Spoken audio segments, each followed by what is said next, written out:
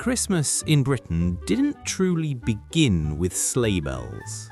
It didn't start with the Queen's speech or even the first mince pie. It began with a sound. It was a dull, metallic pop, followed by a slight scraping sound. It was the sound of the tin lid being broken open, the Quality Street tin. Or perhaps it was roses. In my house, it was both. That sound was the official starting pistol. The festivities had begun. This wasn't just a container, it was a covenant. A heavy, brightly coloured promise of domestic bliss, family arguments and, if you were very, very lucky, a single chocolate-covered hazelnut. Let's first pay respect to the vessel itself. The smell when you first opened it. A cold, metallic tang mixed with the faint scent of foil, sugar, and the unmistakable aroma of the cheap moulded plastic tray inside. That lid served a dual purpose. It was, of course, a lid, but for the next 3 weeks it was also the official tray for discarded wrappers, a temporary ashtray for an uncle who wasn't supposed to be smoking indoors, or, for a small child, a rather disappointing drum. You'd lift that flimsy plastic tray, hearing it crackle in protest, only to find a mysterious layer of chocolate dust and foil fragments underneath. But the moment that lid came off, the unwritten constitution of the British Christmas was immediately activated. You see, you didn't just pick a chocolate, you were making a political statement. You were choosing your side. Because every Christmas tin operated on a strict, unspoken class system. This was a confectionery hierarchy as rigid as any in British society. At the very top, you had the Aristocracy. In the Quality Street tin, this was the purple one, that glorious regal torpedo wrapped in royal purple, guarding a single hazelnut. Alongside it sat the green triangle, the elegant foil-wrapped noisette. These were the crown jewels. They were the first to go. Their life expectancy upon the opening of the tin was on average 4 hours. No one ever openly admitted to taking one. Their disappearance was a covert operation. It involved a casual stroll past the coffee table, a quick scan of the room to ensure no witnesses, and then the grab.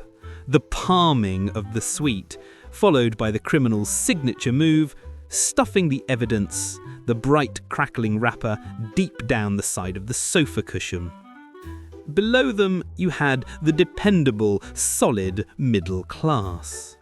These were the strawberry creme, the orange creme, and the reliable soft caramels. They were the backbone of the tin. No one ever fought over an orange creme, but everyone was quietly pleased they were there. They were comforting, predictable. They were the civil servants of the chocolate world, keeping the entire operation running smoothly while the aristocracy took all the glory. Then you had the working class, and this class was built on hard graft. I'm talking, of course, about the toffees. In the Quality Street tin, this was the hard-milled Toffee Penny and the gold-wrapped toffee finger. These weren't sweets. They were dental challenges. They were an endurance test, disguised in bright wrappers. This was cement. This was industrial-grade adhesive that could bond your teeth together for the remainder of the afternoon. And this, frankly, is where Dad truly shone. While the rest of the family were busy hunting for the aristocracy, Dad would boldly reach in and retrieve a toffee penny. He'd unwrap it with a look of grim determination, pop it in his mouth, and then settle in for 20 minutes of dedicated, silent, strenuous chewing.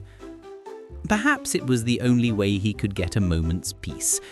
He couldn't be asked to fetch more sherry or comment on the tinsel if his jaw was effectively glued shut. It was a tactical masterpiece. And finally, at the very bottom of the social ladder, there was the outcast. In every tin there was one, The one sweet that nobody, under any circumstances, voluntarily chose. In the Roses tin, it was the notorious Turkish delight. In Quality Street, it was often the coconut éclair, or perhaps that baffling hard-boiled orange crisp. These were the survivors. They were the ones you'd see still looking up at you hopefully from the plastic tray on December 28th. They would still be there, lonely and untouched, in the first week of January.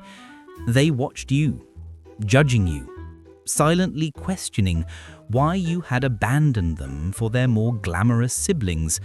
They were a monument to our collective pickiness, a sad, sugary reminder of all the sweets left behind. But there was one act, one transgression that went beyond simple preference. It was an act so cold, so callous, it threatened the very fabric of the family Christmas. It wasn't taking the last purple one. It wasn't even hiding the green triangles for yourself. It was the great crime. It was, of course, the person who took their chosen sweet, ate it, and then, with calculated malice, put the empty wrapper back in the tin.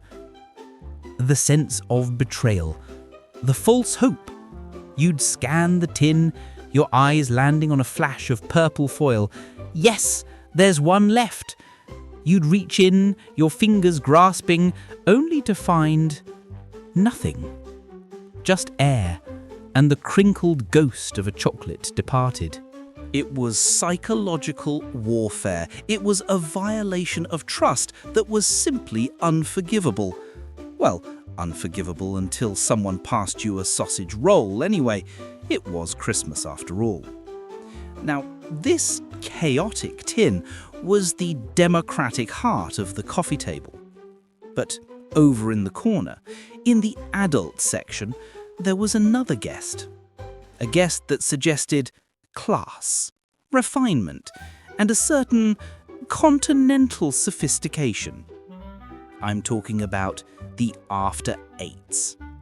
If the Quality Street tin was a loud, boisterous family party, the after eights box was a quiet, private dinner. They weren't just chocolates, they were a statement that you were grown up. They usually appeared after dinner, served with coffee, making everyone feel terribly civilized. The real joy of the after eight wasn't just the taste, that sharp, cold blast of mint paste inside the thinnest, darkest chocolate. No, the joy was in the ritual, the challenge.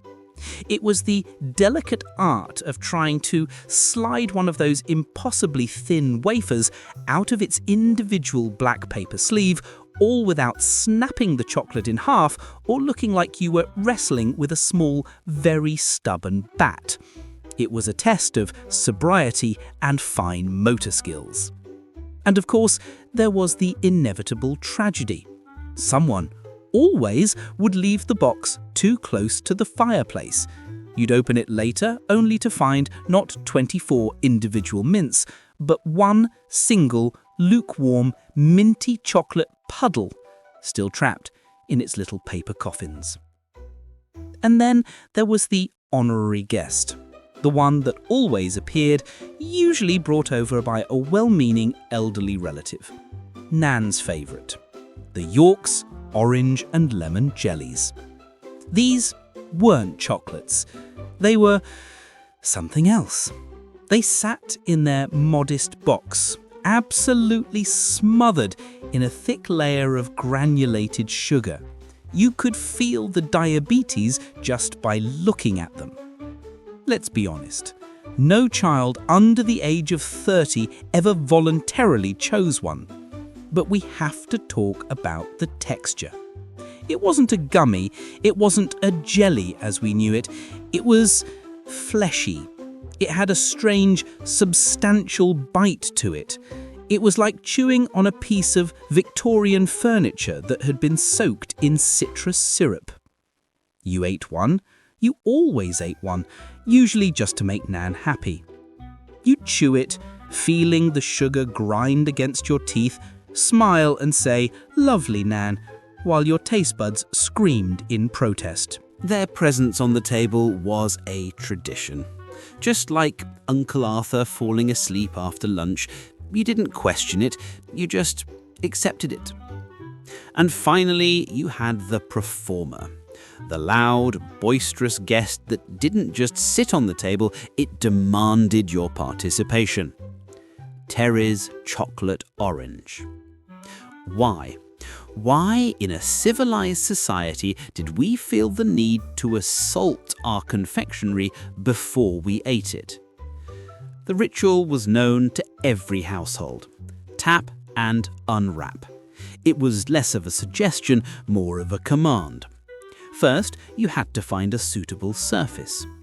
We must analyze the techniques.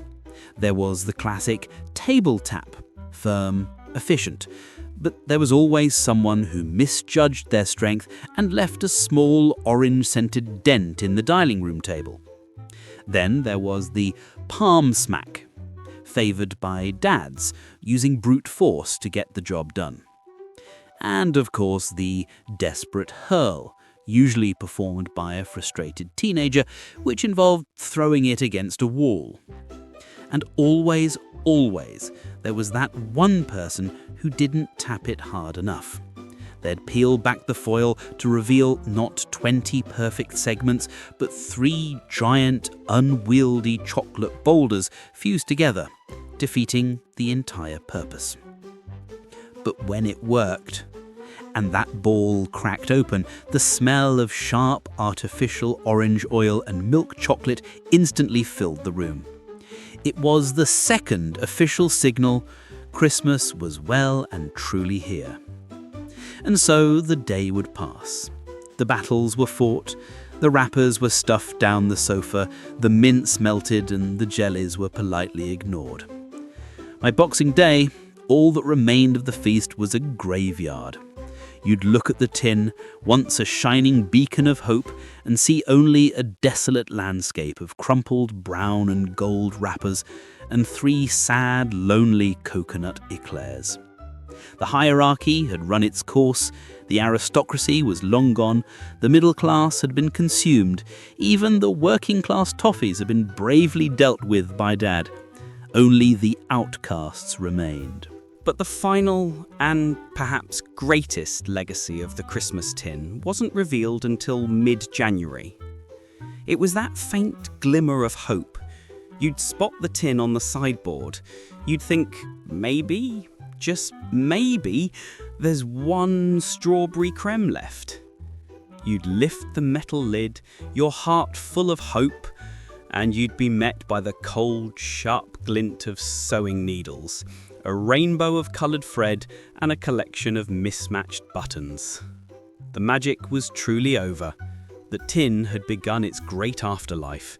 It was now officially Mum's Sewing Box. Thank you so much for taking nearly 30 minutes to decode and perhaps relive the glorious sticky chaos of the British Christmas coffee table with me here on the Nostalgia Brit. But that was the story and the hierarchy in my house. What about yours? Let's be honest in the comments below. First, in your home, which sweet was the aristocracy, the one that always vanished first? And which one was the outcast that was left until January?